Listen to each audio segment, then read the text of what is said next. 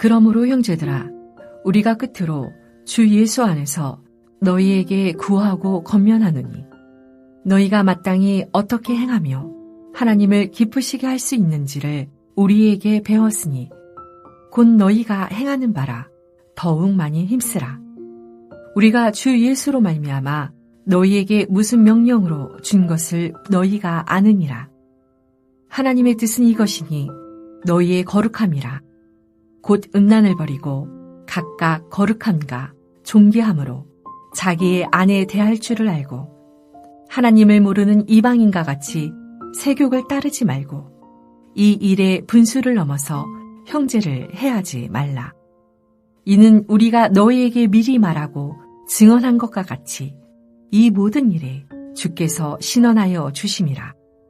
하나님이 우리를 부르심은 부정하게 하심이 아니요 거룩하게 하심이니 그러므로 저버리는 자는 사람을 저버림이 아니요 너희에게 그의 성령을 주신 하나님을 저버림이니라. 형제 사랑에 관하여는 너희에게 쓸 것이 없음은 너희들 자신이 하나님의 가르치심을 받아 서로 사랑함이라. 너희가 온 마게도냐 모든 형제에 대하여 과연 이것을 행하도다.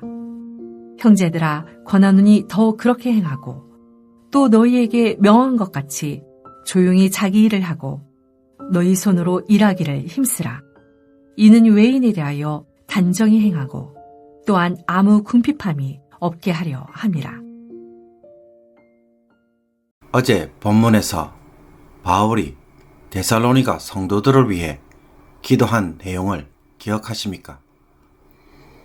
바울은 데살로니가 성도들이 피차간에 또 모든 사람에 대한 사랑이 풍성하기를 기도하였으며 그들이 주님의 재림 때까지 거룩하기를 간구하였습니다.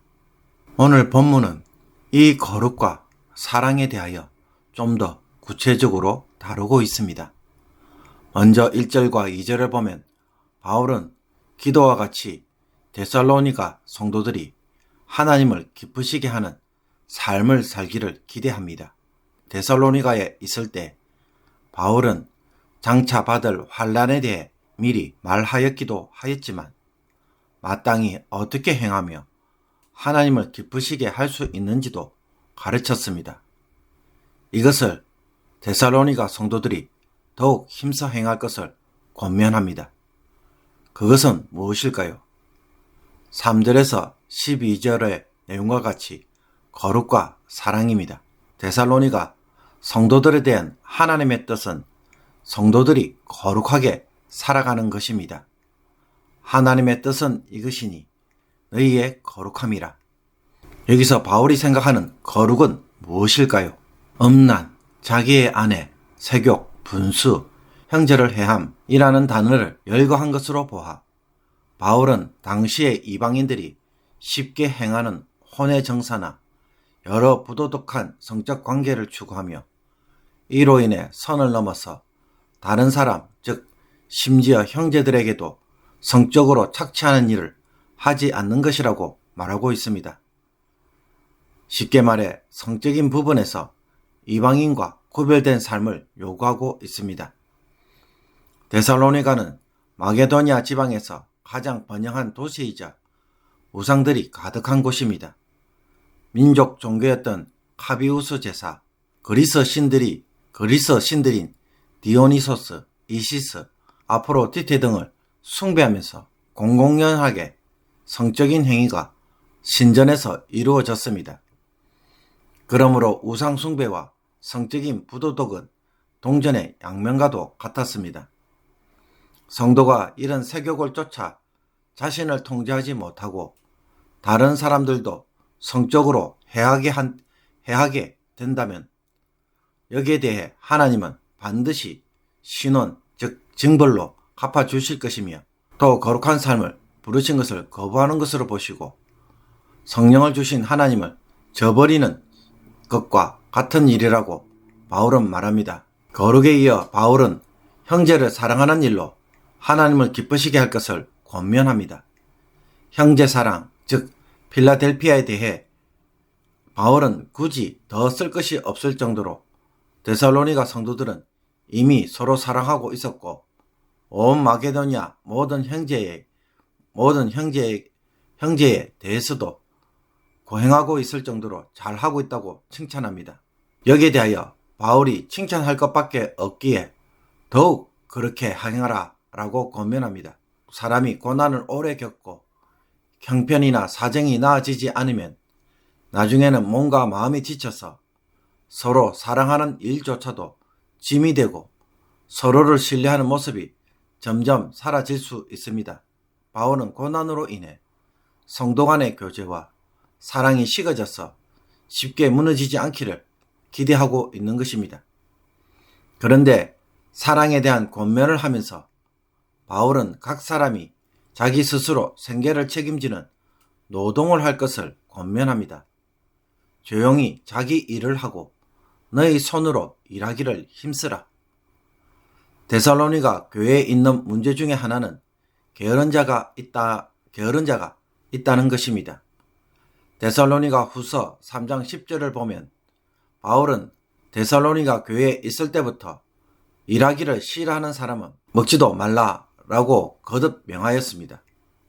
아마도 성도들 중에 일부는 잘못된 종말론으로 인해 일상의 책임을 소홀히 하고 무질서하게 살아가는 자가 있었던 것으로 보입니다.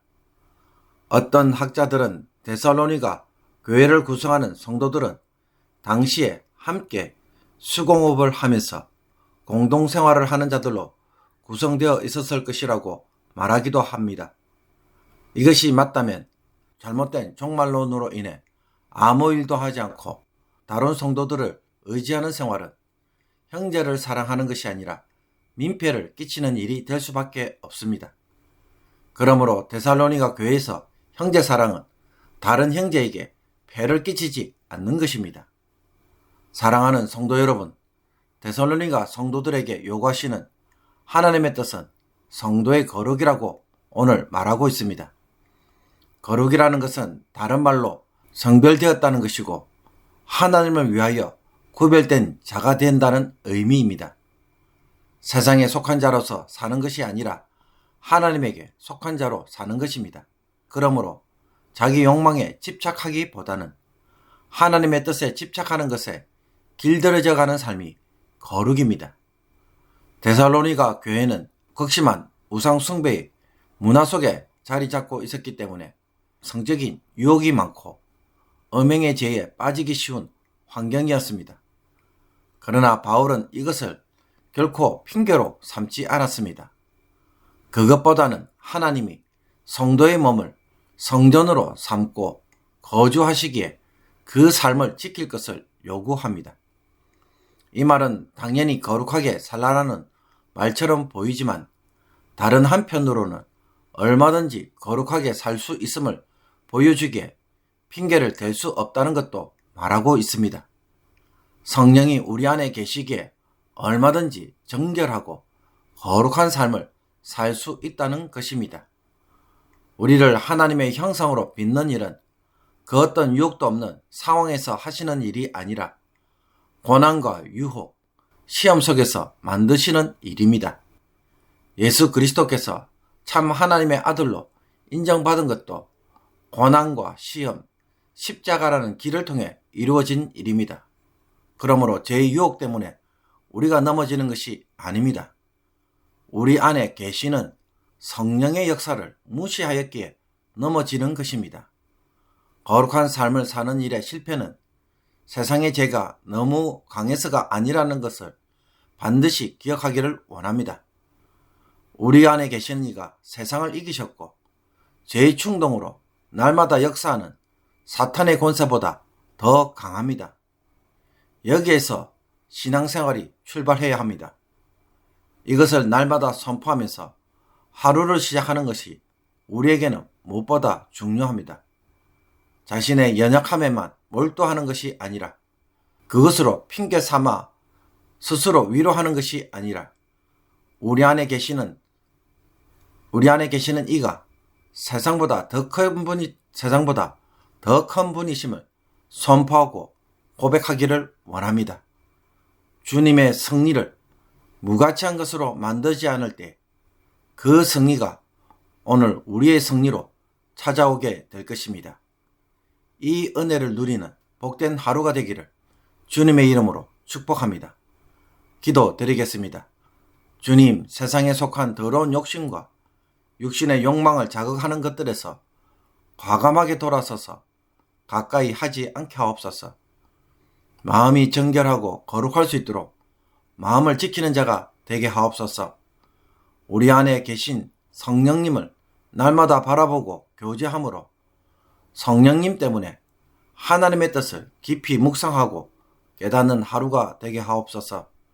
쓸데없는 세상 일에 집착하고 마음이 어지러운 자가 되지 않도록 주님을 바라보는 중에 영혼의 순결함과 주님의 깊은 임재 가운데 들어가는 복된 하루가 되게 하여 주옵소서. 예수 그리스도의 이름으로 기도하옵나이다. 아멘.